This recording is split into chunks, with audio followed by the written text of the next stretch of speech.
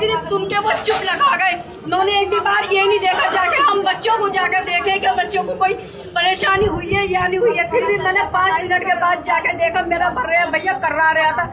मैंने कहा मैम एक बार चेक तो कर लो, मेरा भैया कर्रा क्यों रहा है? नहीं, जब ये पैदा होता है बच्चा ऐसे ही करता, उल्टी भी कर रहा था, झाग भी आ रहे थे इसके मुंह में से। मैंने कहा एक बार आप मैम देख तो लो जाके। तो उन्होंने है ना सिर्फ 5 मिनट के लिए उन्होंने मशीन के अंदर रखा था, जो वहाँ पे ही जच्चाबाद में जो मशीन होती है, उसके बाद उठा कर उन्होंने मुझे दे कह के माँ के पास इसको लिटा दो। मैं कह कि देख तो लो एक बार, अगर इसको कोई परेशानी हुई तो एक बार सही से चेक कर लो। नहीं सही है सही है सही है।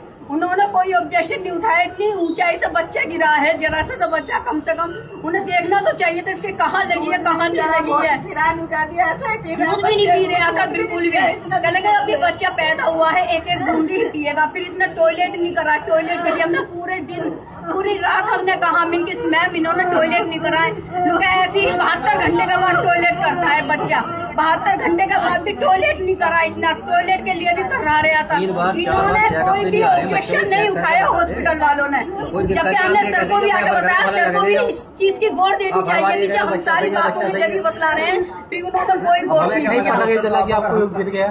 हमारे सामने गिरा है सर ये, क्योंकि जच्चाबाद में कोई नहीं थी हमारी, सिर्फ बहू के अलावा। जब बहू चिल्लाई ना, हम बिल्कुल गेट पे खड़े हुए थे कान लगा के। मैंने क्या खुश करी खबरी की सब वो आवे, बच्चा रोएगा तो हमें पता चल जाएगी। जैसे बहू ने लुका ना मेरा बच्चा गिर गया, हमने जैसे दोनों बहनों ने, मेरी एक और छोटी बहन है वो भी आ रही है, जब वो लेडी भी थी, जब बहू ने आवाज मचाया, जब बच्चा जैस्मिन में गिर गया और वो उतर के कह कि मेरा बच्चा गिर गया, तो हम जब दरवाजे पे खेड़े में हमारी बहू के अलावा और कोई भी नहीं है। हमने जैसा गेट खोला तो डस्टबिन के अंदर पड़ा था हमारे सामने।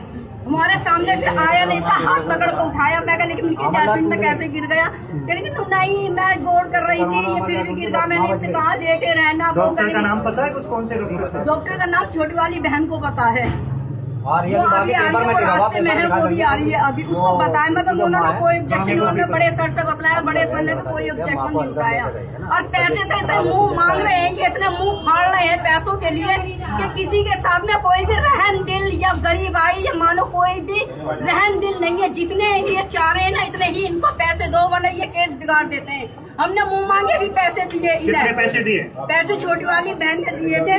ये पता नहीं मुझे कितने दिए, ये मुझे नहीं मालूम उन्होंने कितने दिए, मगर छोटी वाली बहन के शाइन हुए हुए सब जगह छोटी वाली बहन का ही नंबर लगा हुआ है।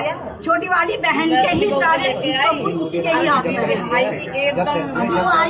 वो बताएगी आपको।